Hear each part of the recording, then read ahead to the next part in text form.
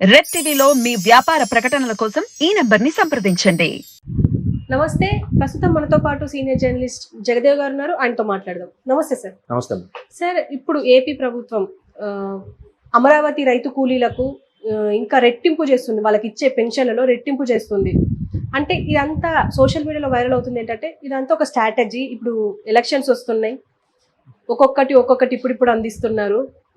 ఎంతవరకు కరెక్ట్ అని చెప్పేసి అంటున్నారు. మీరేమంటారు? వైఎస్ఆర్ ప్రభుత్వం వచ్చిన తర్వాత, వైఎస్ఆర్ కాంగ్రెస్ పార్టీ ప్రభుత్వం వచ్చిన తర్వాత మొట్టమొదటి దెబ్బ తగిలిందే అమరావతి రైతు కూలీలకి, నా అభిప్రాయం ప్రకారం.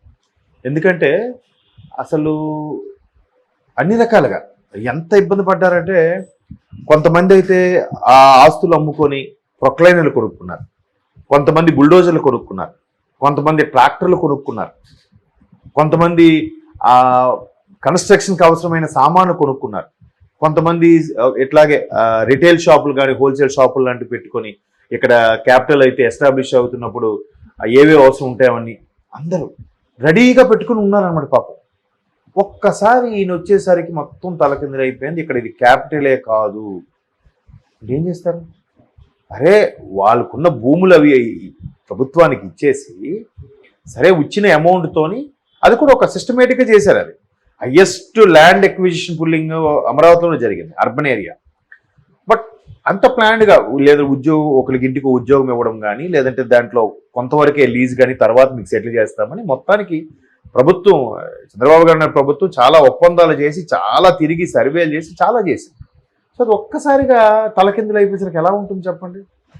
పనులు లేవు, వీడు కొనుక్కున్న ట్రాక్టర్ బయటికి వెళ్ళదు, ట్రాక్టర్ ఇసుక తీసుకురావడానికి లేదు, మట్టి తేయడానికి లేదు, ఎక్కడ కన్స్ట్రక్షన్ లేదు, ఏం పని లేదు. ఏం చేస్తాడు? ఆ ట్రాక్టర్ కొనుక్కొని తింటాడా? లేదా బుల్డోజర్ వచ్చేది, రోడ్లు వైండింగ్ చేయాలి, పగలగొట్టాలి, ఆ బుల్డోజర్ కొనుక్కొని తింటాడా? ఇట్లాగా అందరు ఫస్ట్ నాకు తెలిసి ప్రభుత్వం వచ్చాక సఫర్ అయింది అమరావతి కూలీలు, రైతు కూలీలు. అమరావతిలో నివసిస్తున్న రైతులు, అమరావతిలో ఆ సరౌండింగ్స్, రాజధాని సరౌండింగ్స్ నివసిస్తున్న రైతులు, రైతు కూలీలు కూడా. సో ఆ తర్వాత ఉద్యోగులు, టీచర్స్ ముట్టడి, ఇవన్నీ వేరే విషయం. సో వాళ్ళు అప్పటి నుంచి కూడా ఇప్పటికీ ముసలి ముతక చిన్న పెద్ద అందరూ కూడా రోడ్డు మీదకి వచ్చి ధర్నా చేయడం స్టార్ట్ చేశారు. ఒకనొక టైంలో వాళ్ళు బారికేడ్లు పెట్టి అడ్డుకున్నా కూడా, ఎండలో కూడా వాళ్ళ దెబ్బలు తగిలే సినిమా ఫక్కీలో మీరు చూస్తే, అప్పుడు లాఠీ చార్జ్లు అవన్నీ చూస్తే చాలా దారుణంగా. కొంతమంది హ్యాండిక్యాప్డ్ అయిపోయారు, కొంతమంది ప్రాణాలు కోల్పోయారు, ఇప్పటికీ కొంతమంది నిరసనలుగా అక్కడ తిరుపతి నుంచి ఇటు ఆంధ్ర బార్డర్ ఇచ్చాపురం వరకు కూడా ర్యాలీగా నిరసనగా తిరిగారు. కాలినడకన కొంతమంది తిరుపతికి వెళ్ళారు.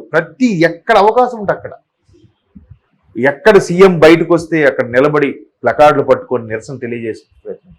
సో వాళ్ళందరినీ అంత చేసేసి ఇప్పుడు ఒక్కసారిగా పెన్షన్ పెంచేస్తామంటే వాళ్ళకి తెలియకుండా ఉంటుందా? వాళ్ళకి అర్థం కాదా? అదేదో రీసెంట్గా వచ్చిన సినిమాలో ఒక కథ ఉందమ్మా. అదేంటంటే, ఒక కోడికి ఫుల్గా బొచ్చు పీకేసి, రెక్కలు వెనక్కి మడతబెట్టేసి పడేసి, దాని పక్కన 2 నూకలు వేస్తే ఆ నూకల కోసం పాకులాడుతుందంట.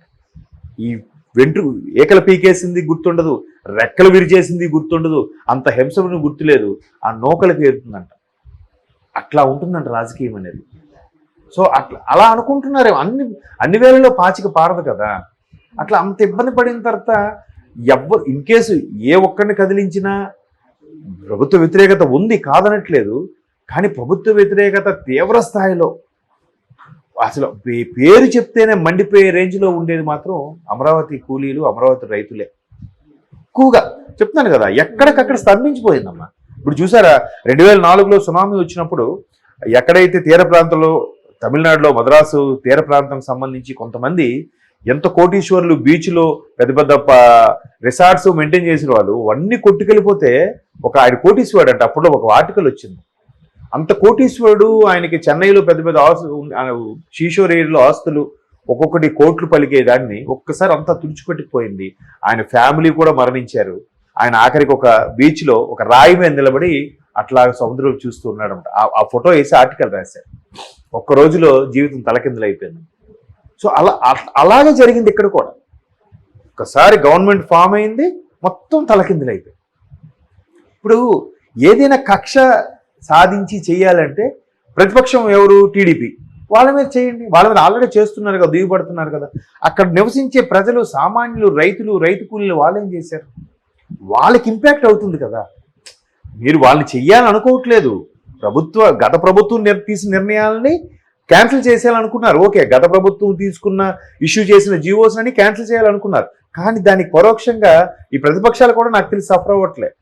వాళ్ళు బాగానే ఉన్నారు. అఫ్ కోర్స్ పోరాటాలు చేస్తున్నారు. ప్రభుత్వం ఒక యాంటీగా లేదా అమరావతికి సంబంధించిన రైతు కూలీలకు పోరాడుతున్నారు, బాగానే ఉంది. బట్ ఇంపాక్ట్ మాత్రం అక్కడ నివసించే వాళ్ళకి ఇబ్బంది కలుగుతుంది. ఉద్యోగాలు లేవు, రాబడి లేదు, ఉన్న ఆస్తు మీద ఏం చేసుకోలేరు. సగం బిల్డింగ్లు, సగం మధ్యలో పొలాలు, పంట పొలాలు. అక్కడక్కడ పంటలు ఉన్నాయి, అక్కడక్కడ అపార్ట్మెంట్స్ ఉన్నాయి.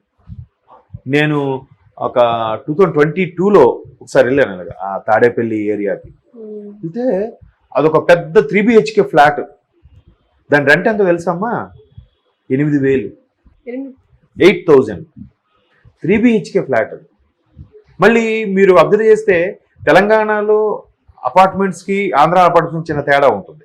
తెలంగాణ అపార్ట్మెంట్స్లో ఎంత లావిష్గా ఉన్నా బెడ్రూమ్స్, హాల్ ఇవన్నీ, కిచెన్ మాత్రం చిన్నగా ఉంటుంది. మీరు అబ్జర్వ్ చేయండి. బట్ ఆంధ్రాలో కిచెన్ కూడా చాలా పెద్దగా ఉంటుంది. అవసరమైతే అక్కడ కూర్చొని తినేసేంత స్పేస్ ఉంటుంది, అక్కడ ఒక డైనింగ్ టేబుల్ పట్టేంత స్పేస్ ఉంటుంది. సో 3 BHK ఇంచుమించు ఒక 20/30 హాలు, మళ్ళీ కిచెన్లో డైనింగ్ టేబుల్ పట్టేంత కిచెన్. అది అటువంటి 3 BHK ఫ్లాట్ మా ఫ్రెండ్ తనతో పాటు ఇంకో 2 ఫ్రెండ్స్ కలిసి 8,000 రెంట్, ఇంక్లూడింగ్ మెయింటెనెన్స్. నేను చెప్పాను, లిఫ్ట్ ఉంది, వాడు 3rd ఫ్లోర్లో ఉండేవాడు. ఆ అపార్ట్మెంట్ పైకి వెళ్ళి చూస్తే మధ్యలో ఏవో మిర్చి ఏవో వేశారు, మళ్ళీ అటువైపు ఇంకో అపార్ట్మెంట్. ఆ మిర్చి కూడా జస్ట్ 1 year బ్యాక్ వేశారు ఈ గవర్నమెంట్ వచ్చాక. ఇంకేం లేదు, ఇక్కడ క్యాపిటల్ లేదు కదా అని. ఇప్పుడు చూసే వాళ్ళకి ఎలా ఉంటుంది? అరే పంట పొలాలను ఇలా క్యాపిటల్గా చేశారు కదా అని టీడీపీని తిట్టుకుంటున్నారు. అరే పంట పొలాలని తెలుసు, గవర్నమెంట్ ల్యాండ్ పుల్లింగ్ చేసింది, అమరావతిలో అక్కడక్కడ పండుతున్నాయి పంటలు, కొన్ని బంజరు భూముల్లాగా ఉన్నాయి, కొన్ని పంట పొలాల్లాగా ఉన్నాయి. ఇదంతా ఎక్కువ చేసి డెవలప్ చేస్తే ఇప్పటికి ఇక్కడికే కంపెనీలు వచ్చేవరా? ఈ అపార్ట్మెంట్ మేబీ కంపెనీలాగా ఉండేదేమో, అదేదో అవకాశం లేకుండా పోయింది కదా అంటారు. ఎవరిది కరెక్ట్? టీడీపీ అవన్నీ ఆలోచించి వాళ్ళ దగ్గర బలవంతంగా లాక్కోలేదు కదా, వాళ్ళ ఇష్టానికే ఇచ్చారు. ఇప్పుడు ఇదే రైతులు ఇంత ధర్నా చేస్తున్నప్పుడు మా దగ్గర గత ప్రభుత్వం దౌర్జన్యంగా లాక్కుందని ఎక్కడైనా ధర్నా చేశారా? చేయలేదు. ఎందుకు? దౌర్జన్యంగా అయితే లాక్కోలేదు. ఒక్క రైతు కూలి అయినా పోనీ, ఎవరో ఒక పార్టీకి అమ్ముడుపోయి వాళ్ళు డబ్బులు ఇచ్చే డబ్బులు ఆశ చూపైనా ఒక్కడైనా బయటకు వచ్చేలాగా ధర్నా చేశాడా? ఈ 5 ఏళ్ళు ఒకడైనా చేయాలి కదా, అమ్ముడుపోయిన వాడు ఉంటాడు కదా ఒక్కడైనా. ఒక్కడు కూడా చేయలేదంటే ఎంత ఆవేదనతో, ఎంత కడుపు మంటతో ఉన్నారు అమరావతి రైతులు, రైతు కూలీలు. సో ఈ ప్రభుత్వం మీదకి వ్యతిరేకత తీసుకొస్తున్నారు. సో అవన్నీ ఇన్ని అష్టకష్టాలు, ఈ సమస్యలు, ఇబ్బందులు, వాళ్ళు చేసే పోరాటము, వాళ్ళ తిండి తెప్పలు, ఉద్యోగాలు అన్నీ మానుకొని ఇవన్నీ చేస్తే వాళ్ళకి సింపుల్గా పెన్షన్తో సరిపెడతా ఉంటే ఏముందండి? చిల్లర వేస్తున్నట్టే కదా. పైగా ఎంత ఇస్తామంటున్నారు? యాక్చువల్గా 2,750 3,000 చేశారు. 3,000 ఇప్పుడు 5,000 చేస్తామంటున్నారు. ఫస్ట్ 2,000, 2,250, 2,500, 2,750, 3,000. ఐదో సంవత్సరం 3,000 ముందే చెప్పారు పెంచుతామని. అది చాలా టాక్టికల్గా మళ్ళీ గవర్నమెంట్ వచ్చాక సంవత్సరానికి 250 పెంచుతామని మాట మార్చారు.